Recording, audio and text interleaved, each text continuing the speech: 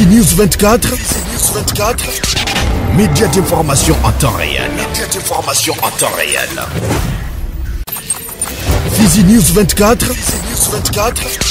Chombo cha habari kwa muda sahihi. Média d'information en temps réel.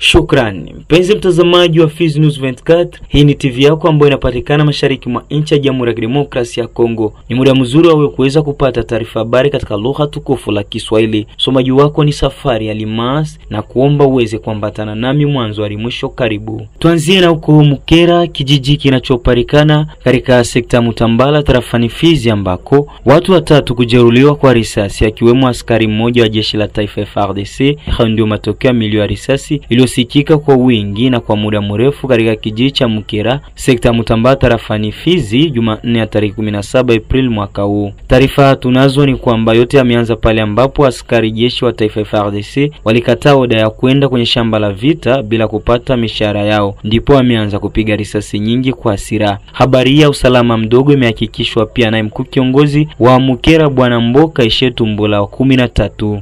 Kijiji kilishinda leo mwali ya ukosefu wa amani. Kisa cha ukosefu wa amani ni wanajeshi wanakataa watapanda milimani kuvita na kabla hawajapewa pesa zao. Ndio sababu ya fujo, masasi ililia sana Mukera. Ilizorotesha kabisa hali ya usalama. Raia wamoja walikimbia porini na wengine walikimbilia vijiji jirani.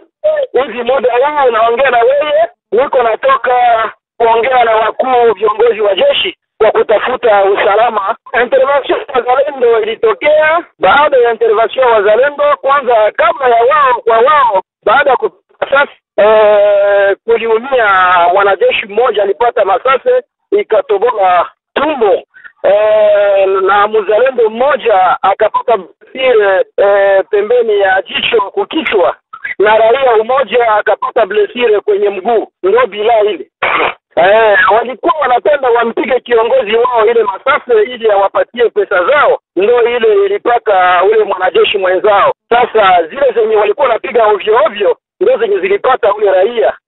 Ile yenye mzalendo walipata ilikuwa wazalendo walipenda kuwatisha wao ili labda wanaweza wakaacha kupiga masasi ovyo ovyo, ndio ile mmoja ikapata ule mzalendo. Kwa sasa hivi hali ya usalama kidogo imekuwepo, sababu tumeongea na wakuu wa jeshi ya kama wapeleke ripoti kwenye viongozi vyao ili wanajeshi wapate hela zao, ili wanajeshi wasiendelee kutomboka. Na kwa muda huu jiji kiko utulivu, naona raia wanaanza kurudia mmoja kwa mwingine. Mesaji yangu kwa serikali ni kuona mwanajeshi ambaye ametoka vitani alafu arudishwe tena vitani kabla hajapata pesa zake. Ingekuwa muhimu wapewe pesa zao ili wapate jinsi ya kurudia vitani kama vile wanavyodai pesa zao.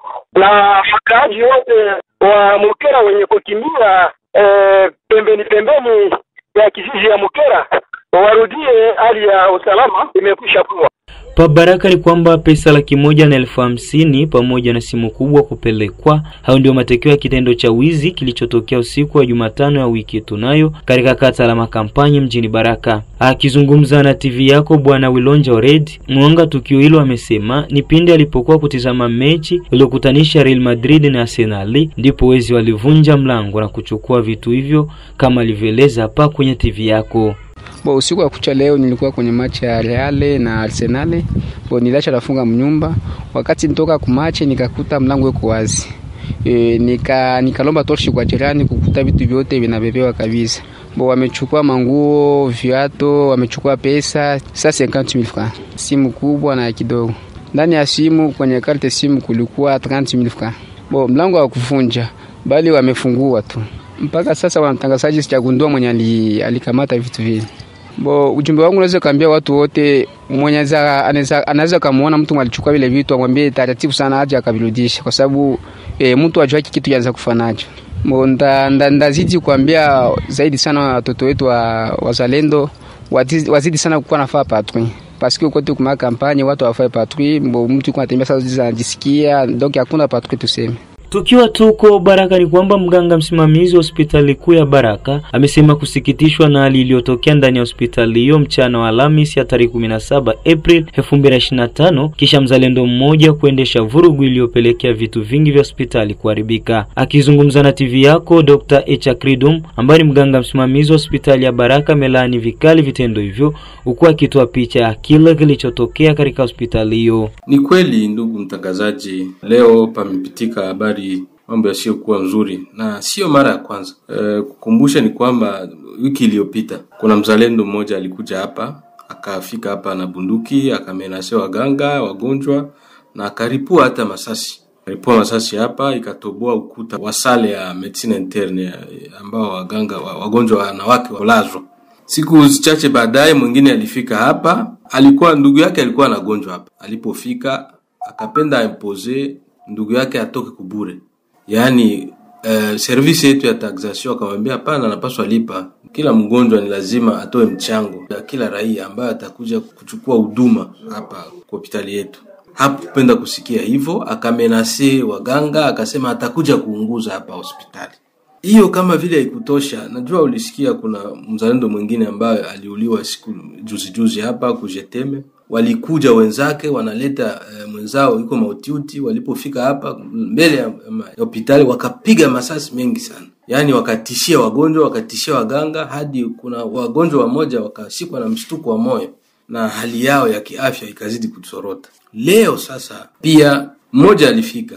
Kuna mmoja mzalendo alifika asubuhi, huyo alipofika pia ilikuwa swala la kulipa. Alitaka kutoka bure. Wakamwambia hapana, ndugu yako ambaye anagonjwa lazima alipe. Hakupenda kusikia hivyo. Akasema mimi ni mzalendo, ndugu yangu lazima atunzwe bure. Sasa hapana. Kila mwana raia, hakuna raia ambaye yuko juu ya mwingine, na kila raia hospitali ina gharama nyingi. Lazima kila mtu atoe mchango. Kamenase na akasema ataua watu. Sasa wa mwisho sasa huyu ambaye amefanya ingine maajabu hapa. Mzalendo mwingine alikuja na moto kama vile mgonjwa. Waganga wakampokea kama gisi wanavyopokea wagonjwa wengine, wakaleta brancard, wakamtia brancard. Walipompeleka tu katika chumba cha urgence, akaamka ghafla na akakwenda nafasi ambao uko robine, akabomola ile robine, akamata ile byuma ya robine, akaanza kutishia kupiga watu, akabomoa madirisha, akabomoa milango na hata kuna gari ya zone de santé ambayo ilikuwa hapa, akavunja bio. Kweli baada ya hivi vitendo vyote ambavyo nataka kuambia, waganga wana wasiwasi. Wanatishia kama vitendo kama na hivi vitakavyoendelea watafanya mgomo, wataacha kutunza watu. Sisi kama viongozi tunalaani vikali vitendo kama na hivi, na tunatoa mwito kwa viongozi wa serikali pamoja na viongozi wakuu wa wazalendo wachukue maamuzi sahihi ili ya kukomesha vitendo vibaya kama na hivi vya kuatakia hospitali ambao ni nafasi takatifu. Sisi kama waganga tunaambiwa tutunze watu. Mikakati yetu ni ya kutunza watu bila ubaguzi.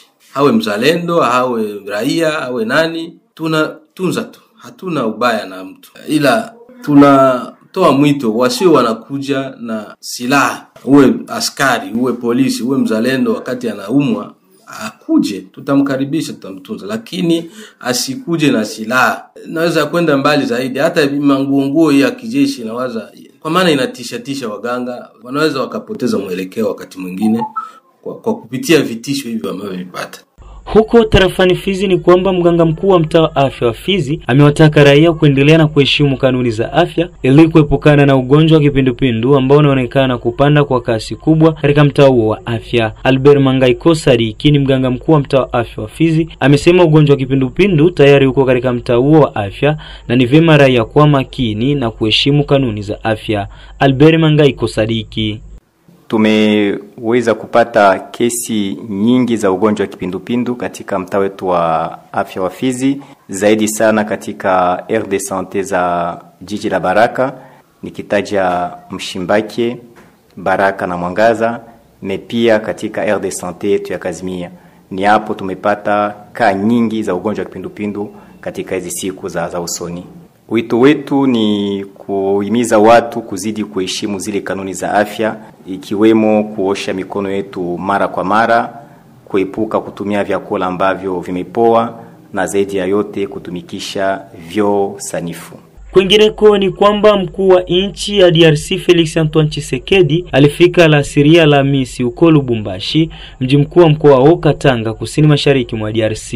Alikaribishwa na viongozi mbalimbali ikiwa ni pamoja na gavana wa mkoa huo Jacques Kabula Katwe na mawaziri wengine wa kitaifa wanaokaa katika mji huo wenye samani kwa shaba. Baada ya kutua kwake katika uwanja wa ndege wa Luano wa Lubumbashi, Felix Tshisekedi aliweka jiwe la kwanza kwa ujenzi wa uwanja wa ndege mpya mbele ya waziri wa usafiri Jean-Pierre Bemba Gombo. Felix Tshisekedi pia atazindua kituo cha hospitali kilichoitwa Felix Antoine Tshisekedi wa CNSS.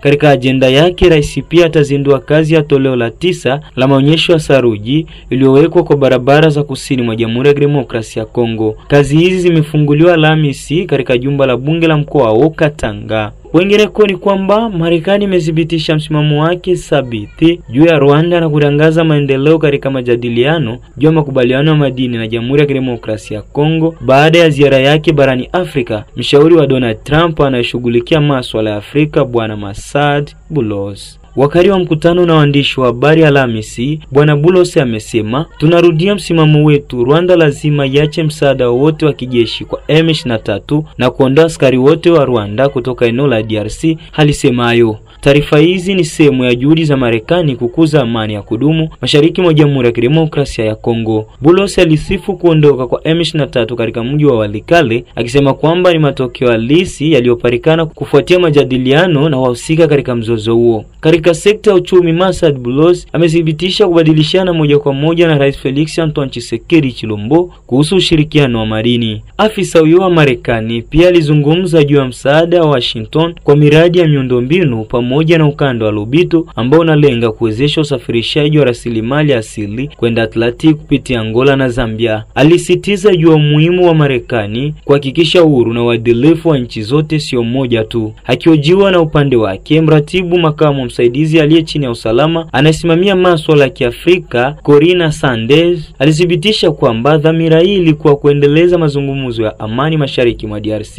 na kukuza uwekezaji wa Marekani. Alifafanua kuwa misheni hiyo yenye tija sana, akisisitiza kwamba Marekani ilikuwa ikiweka mkakati wake na kuona kinachokubalika kwa pande zote. Safari ambayo iliongoza wajumbe wa Marekani kwenda DRC, Kenya, Uganda na Rwanda kutoka April 2 hadi 9 ni alama ya utawala wa Trump ili kuongeza kujitolea kwake katika bara la Afrika kwa kuunganisha changamoto za usalama na maendeleo ya kiuchumi kwa karibu. Kila chenye mwanzo basi kina mwisho wake. Bila shaka hapo ndipo nimefika mwisho wa taarifa ya habari katika lugha tukufu la Kiswahili kwenye TV ya kwamba ni Fizi News 24 inayopatikana mashariki mwa nchi ya Jamhuri ya Kidemokrasia ya Kongo. Usisahau kulike, kushare na kusubscribe ili wa kwanza kupata taarifa zetu kila wakati. Bye bye. Fizi News 24, média d'information en temps réel. Fizi News 24, chombo cha habari kwa muda sahihi. Média d'information en temps réel.